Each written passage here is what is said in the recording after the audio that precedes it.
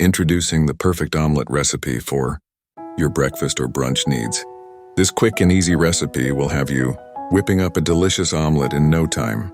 First, gather your ingredients: eggs, butter, salt, pepper, and any fillings of your choice, such as cheese, vegetables, or ham. Crack the desired number of eggs into a bowl and add a pinch of salt and pepper. Whisk the eggs until they are well beaten and frothy.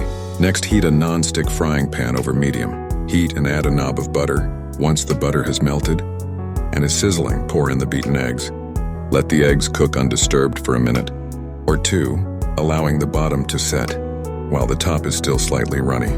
Now comes the fun part, adding your fillings. Sprinkle your chosen fillings evenly over one half of the omelet.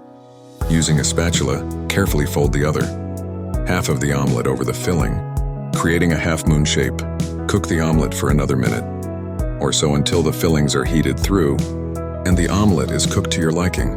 Slide the omelet onto a plate and serve immediately. This omelet recipe is customizable and versatile, allowing you to experiment with different fillings to suit your taste preferences.